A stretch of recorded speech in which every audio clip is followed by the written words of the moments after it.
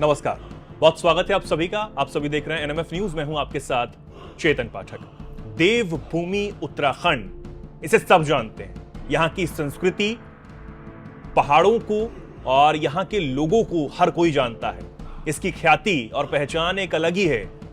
सिर्फ देश में ही नहीं, विदेशों में भी इसे एक अलग नजर से अब देखा जाने लगा है, क्योंकि यहां पर चल रही मुख्यमंत्री पुष्कर सिंह धामी की सरकार का जो भौकाल है वो अलग ही है। क्योंकि माफियाओं और गुंडों की यहां चलती नहीं, और मुख्यमंत्री पुष्कर सिंह धामी जो हैं वो सीधे तौर पर ये कहते हैं कि अगर किसी ने भी उत्तराखंड देवभूमि की संस्कृति के साथ छेड़छाड़ करने की जरा सी भी कोशिश की तो वो कतई बख्शा नहीं जाएगा।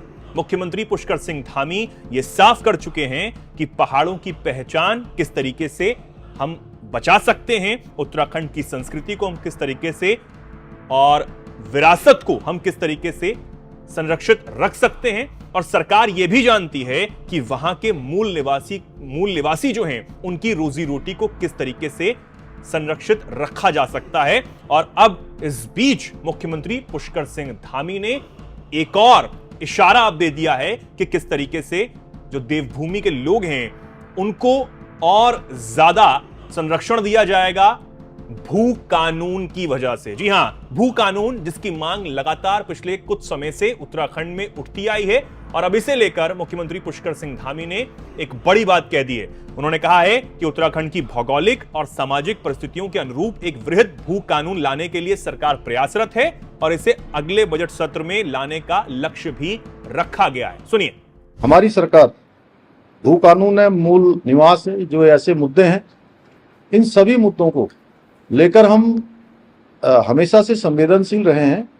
हम संवेदनशील हैं और अगले बजट सत्र में हम उत्तराखंड की जो भौगोलिक परिस्थितियों के अनुरूप, इस पर चूंकि पहले से एक कमेटी बनी हुई है, कमेटी काम कर रही है, प्रारूप बनाने के लिए कमेटी का गठन भी किया हुआ है, मुख्य सचिव की अध्यक्षता में उसमें काम चल रहा है।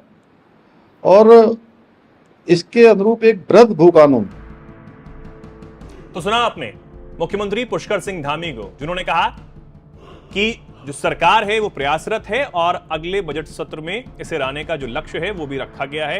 यानी कि जो मांग लगातार उत्तराखंड वासियों की तरफ से पिछले कुछ समय से की जा रही थी वो जल्द ही पूरी हो सकती है। और ताबड़तोड़ फैसले तो इस सरकार की तरफ से लिए ही जा रहे हैं। लेकिन एक और बात मुख्यमंत्री पुष्कर सिंह धामी ने कही कि भू कानून पर समाधान हमारी सरकार ही करेगी और जो लोग हैं अब उन्हें चिंता करने की जरूरत नहीं है। उत्तराखंड वासियों को, देवभूमि वासियों को चिंता करने की जरूरत नहीं है। सुनिए।